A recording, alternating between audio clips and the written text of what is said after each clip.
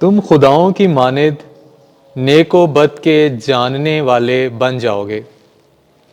ہمارے لیے آج کی پہلی تلاوت تکوین کی کتاب، اس کا 3 باب، 1 سے 8 آیات مقدسہ۔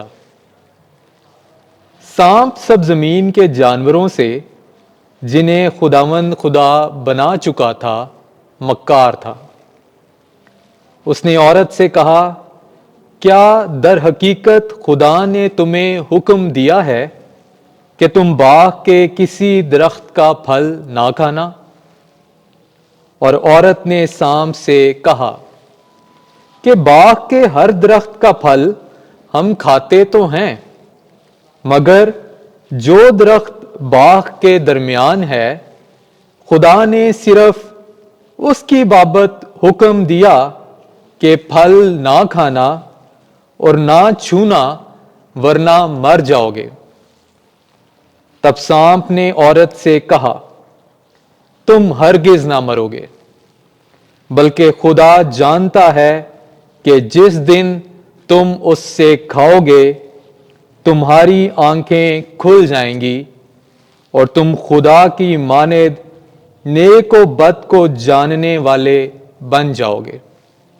عورت نے بھی دیکھا تھا کہ وہ درخت کھانے میں اچھا اور دیکھنے میں خوشنما اور عقل حاصل کرنے میں خوب معلوم ہوتا ہے، تو اس نے اس کے پھل میں سے لیا اور کھایا اور اپنے شوہر کو بھی دیا، اور اس نے کھایا اور دونوں کی آنکھیں کھل گئیں، اور اپنی عریانی محسوس کر کے انہوں نے انجیر کے پتوں کو سی لیا اور اپنے لیے لنگیاں بنائیں، اور انہوں نے خداوند کی جو شام کے وقت باغ میں پھرتا تھا آواز سنی، تو آدمی اور اس کی بیوی باغ کے درختوں میں خداوند کے حضور سے چھپ گئے۔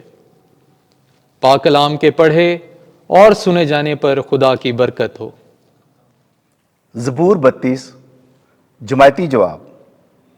مبارک ہے وہ جس کا گناہ بخشا گیا، مبارک ہے وہ جس کا گناہ بخشا گیا ہے اور جس کی خطا ڈھانپی گئی ہے۔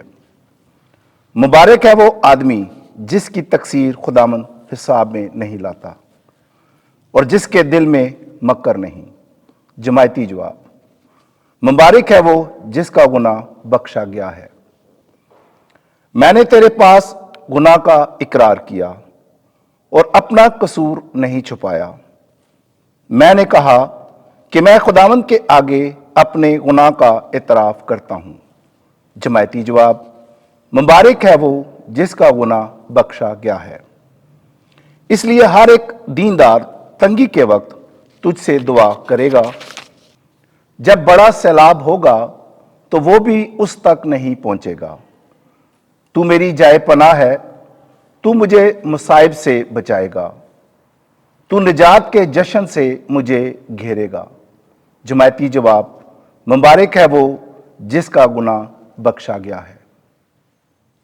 خداوند آپ کے ساتھ ہو۔ انجیل مقدس مرکز کے مطابق اے خداوند تیری تمجید ہو۔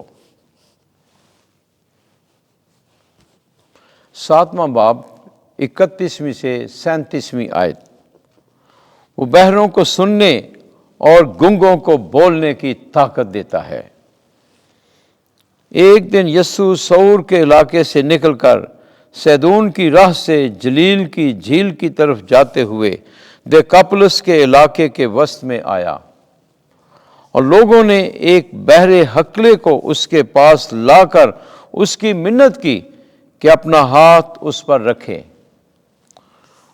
وہ اس کو ہجوم میں سے الگ لے گیا اور اپنی انگلیاں اس کے کانوں میں ڈالیں اور لعاب لگا کر اس کی زبان چھوئی، اور آسمان کی طرف نظر کر کے آہ بھری اور اس سے کہا، افتح، یعنی کھل جا، اور اسی دم اس کے کان کھل گئے اور اس کی زبان کی گرہ کھل گئی، اور وہ صاف بولنے لگا، اور اس نے انہیں حکم دیا کہ کسی سے نہ کہیں، لیکن جتنا وہ ان کو منع کرتا تھا اتنا ہی زیادہ چرچا کرتے رہے، اور انہوں نے نہایت حیران ہو کر کہا، اس نے سب کچھ اچھا کیا، وہ بہروں کو سننے اور گونگوں کو بولنے کی طاقت دیتا ہے۔